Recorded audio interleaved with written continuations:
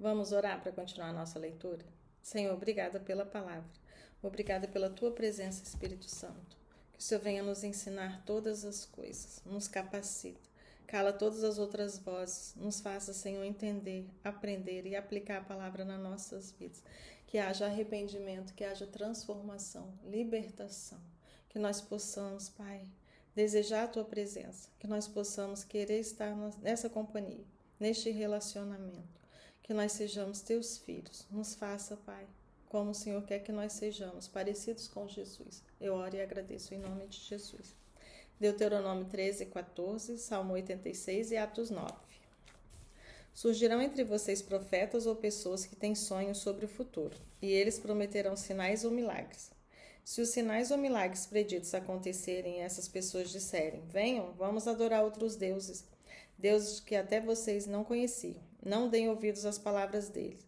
É um teste do Senhor seu Deus para ver se vocês o amam de todo o seu coração e de toda a sua alma. Siga somente o Senhor seu Deus e temam a Ele somente. Obedeçam a seus mandamentos, ouçam a sua voz, sirvam-no e apeguem-se a Ele. Os falsos profetas e sonhadores que tentarem desviá-los devem ser executados, pois incentivaram a rebelião contra o Senhor seu Deus, que os libertou da escravidão e os tirou da terra do Egito. Uma vez que eles tentaram desviá-los do caminho que o Senhor seu Deus ordenou que seguissem, vocês terão de executá-los. Desse modo, vocês eliminarão o mal do seu meio. Se alguém o instigar secretamente, seja seu irmão, seu filho ou sua filha, esposa, querido ou seu amigo mais chegado, e disser, vamos adorar outros deuses, deuses que nem você, nem seus antepassados conheceram, deuses dos povos vizinhos ou de povos dos confins da terra, não ceda, nem dê ouvidos. Não tenha pena dele, não o poupe, nem o proteja. Execute-o, dê o primeiro golpe e em seguida todo o povo participará da execução. Apedrejem os culpados até a morte, pois eles tentaram afastá-lo do Senhor seu Deus, que os libertou da terra do Egito, do lugar da escravidão. Então todo Israel ouvirá e temerá, e ninguém voltará a agir tão perversamente no meio de vocês. Quando começarem a viver nas cidades que o Senhor seu Deus lhes dá, e ouvem dizer que homens perversos fizeram os habitantes da cidade se desviarem, dizendo, venham, vamos adorar outros deuses, deuses que até então vocês não conheciam. Examinem os fatos com cuidado. Se descobrirem que a informação for verdadeira e esse ato detestável foi mesmo cometido entre vocês, ataquem a cidade e matem à espada todos os habitantes e todos os animais, destruindo-os completamente. Amontoem os despojos no meio da praça pública e queimem toda a cidade como oferta ao Senhor, seu Deus. A cidade permanecerá em ruínas para sempre. Jamais será reconstruída. Não guardem coisas alguma do despojo que foi separado para destruição. Então o Senhor afastará sua ira ardente e os trará com misericórdia. Terá compaixão de vocês e os transformará numa nação numerosa, como prometeu sob juramento aos seus antepassados. O Senhor seu Deus só será misericordioso se vocês ouvirem a sua voz e obedecerem a todos os seus mandamentos que hoje lhes dou, para que façam o que é certo aos olhos do Senhor. Deuteronômio 14. Uma vez que vocês são filhos do Senhor seu Deus, não se cortem, nem raspem o cabelo acima da testa em sinal de luto. Vocês são um povo consagrado ao Senhor seu Deus, e ele os escolheu entre todas as nações da terra, para serem sua propriedade especial. Não comam animais detestáveis cerimonialmente impuros, são estes os animais que vocês podem comer. O boi, a ovelha, o bode, o veado, a gazela, a corça, a cabra selvagem, o ibex, o antílope e a ovelha montex. Vocês podem comer qualquer animal que tenha os cascos divididos em duas partes e que rumine, mas se o animal não apresentar essas duas características, não pode ser comido. Não comam, portanto, o camelo, nem a lebre, nem o coelho silvestre. Eles ruminam, mas não têm o casco dividido, de modo que são impuros para vocês. Também não comam o porco, pois, embora tenha o casco dividido, não rumina e, portanto, é impuro para vocês.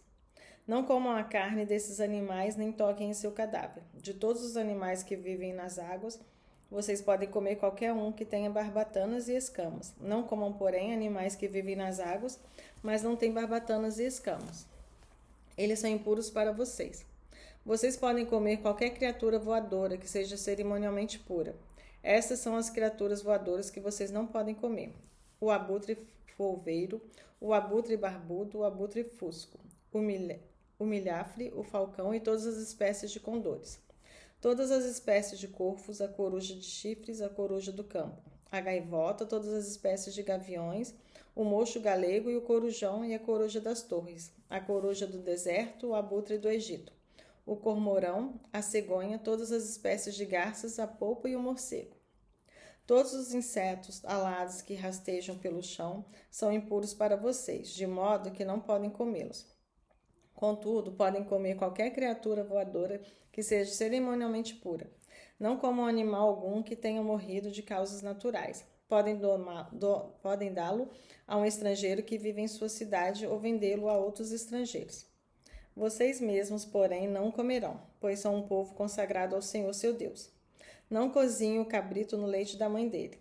Separem o dízimo de suas colheitas, 1/10 de toda a sua safra anual.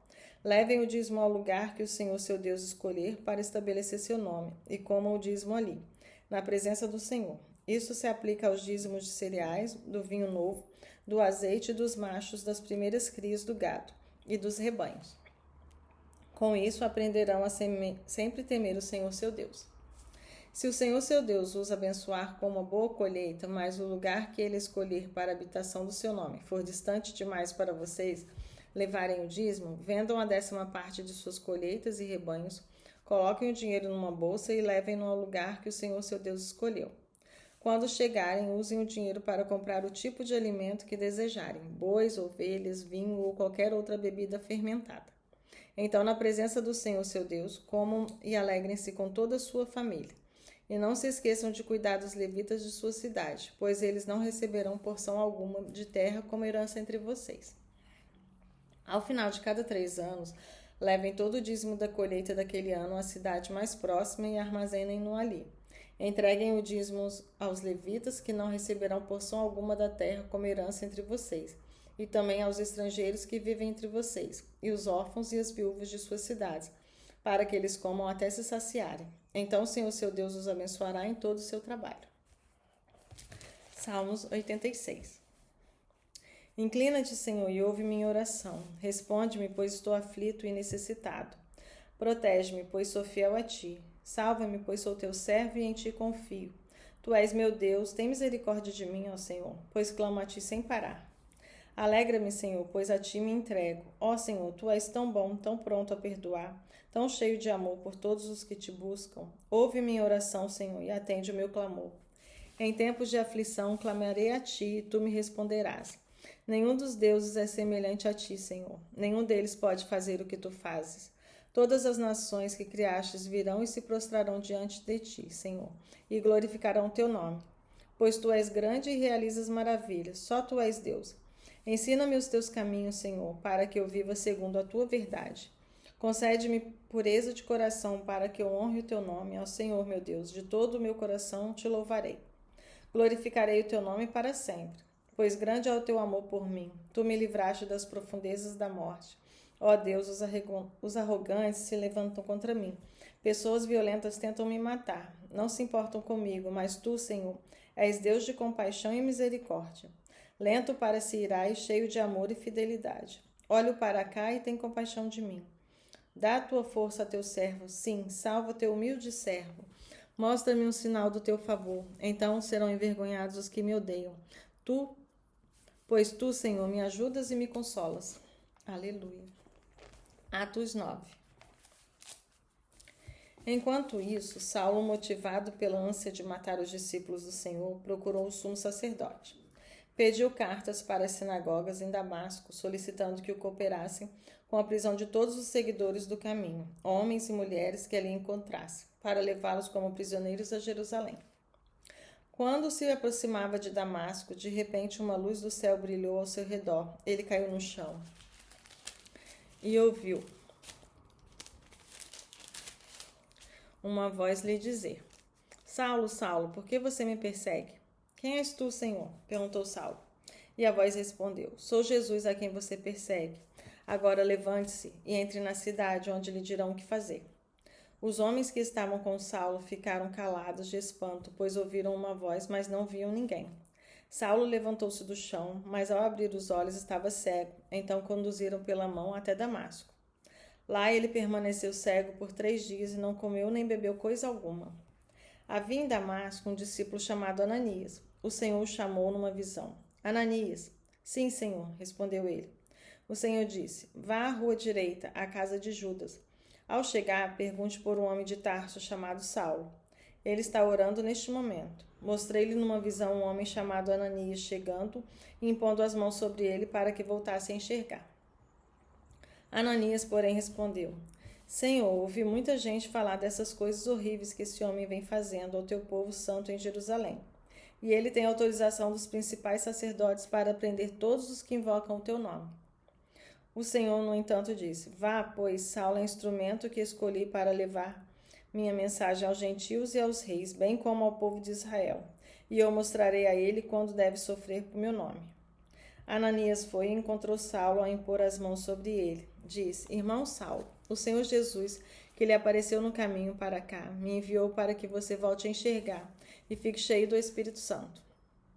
No mesmo instante, algo semelhante a escamas caiu dos olhos de Saulo e sua visão foi restaurada. Então ele se levantou, foi batizado e depois de comer recuperou as forças. Saulo permaneceu alguns dias em Damasco com os discípulos. Logo começou a falar de Jesus nas sinagogas, dizendo: Ele é o Filho de Deus. Todos os que ouviam ficavam admirados. Não é esse homem que causou tanta destruição entre os que invocavam o nome de Jesus em Jerusalém? Perguntavam. E não veio aqui para levá-los como prisioneiros ou principais sacerdotes? A pregação de Saulo tornou-se cada vez mais poderosa, pois ele deixava os judeus de Damasco perplexos, provando que Jesus é o Cristo.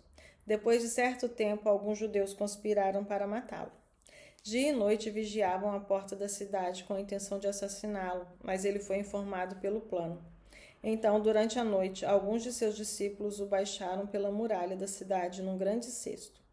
Quando Saulo chegou a Jerusalém, tentou se encontrar com os discípulos, mas todos estavam com medo dele, pois não acreditavam que ele tivesse de fato se tornado discípulo. Então Barnabé o levou aos apóstolos e lhes contou como Saulo tinha visto o Senhor no caminho para Damasco e como lhe havia falado. Contou também que em Damasco Saulo havia pregado corajosamente em nome de Jesus. Saulo permaneceu com os apóstolos e andava com eles por Jerusalém, pregando corajosamente em nome do Senhor. Também conversava e discutia com alguns judeus de fala grega, mas estes procuravam matá-lo. Levaram Saulo a Cesareia e de lá o enviaram a Tarso.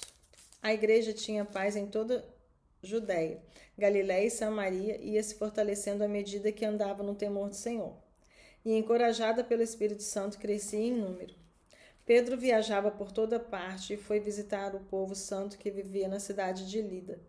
Ali encontrou um paralítico chamado Enéas, que permanecia de cama havia 8 anos. Pedro lhe disse: Enéas, Jesus Cristo cura você. Levante-se e arrume sua maca. E no mesmo instante ele se levantou. Todos os moradores de Lida e de Saroma viram Enéas se converteram ao Senhor. Havia em Jope uma discípula chamada Tabita, que em grego é Dorcas. Sempre fazia o bem às pessoas e ajudava os pobres. Por esse tempo ficou doente e morreu. Seu corpo foi lavado para o sepultamento e colocado numa sala no andar superior. Quando os discípulos souberam que Pedro estava perto de Lida, enviaram 2 homens para lhe suplicar: por favor, venha o mais rápido possível. Então Pedro voltou com ele e assim que chegou foi levado para a sala do andar superior. O cômodo estava cheio de viúvas que choravam e lhe mostravam os vestidos e outras roupas que Dorcas havia feito para elas. Pedro pediu que todos saíssem do quarto. Então ajoelhou-se e orou. Voltando-se para o corpo da mulher, disse: Tabita, levante-se. E ela abriu os olhos. Quando ela viu Pedro, sentou-se. E ele deu a mão e ajudou a se levantar. Em seguida, chamou os discípulos e as viúvas e apresentou viva. A notícia se espalhou por toda a cidade e muitos creram no Senhor. Pedro ficou em Jope algum tempo, hospedado na casa de Simão, um homem que trabalhava com couro. Aleluia. Senhor Deus Pai, louvado e bendito e glorificado é o teu nome, Senhor. Pai, essa palavra, Jesus, é a verdade. Eu creio, Pai, que a palavra é a verdade. Senhor, eu creio, Jesus, e a tua palavra disse, Pai, que se nós crermos, Senhor, veremos, Senhor, a salvação da nossa casa. Se nós crermos, Pai, Eu oro agora por todas as famílias, Deus. Eu oro agora para que essa palavra, Senhor, seja viva e eficaz na vida daquele que a receber. Que todos possamos crer, Pai, para que sejamos salvos, nós e a nossa casa. Que as escamas dos nossos olhos caiam, Pai. Que nós possamos ver a verdade do Espírito, a verdade da palavra. Que possamos, Senhor, ser libertos, Jesus, de toda cadeia, prisão, de toda incredulidade. E que haja vida no nosso meio, ressurreição, restauração, Pai. Tudo na nossa vida que estava morto, Jesus, pelo poder da palavra, que haja vida. Em nome de Jesus. Amém.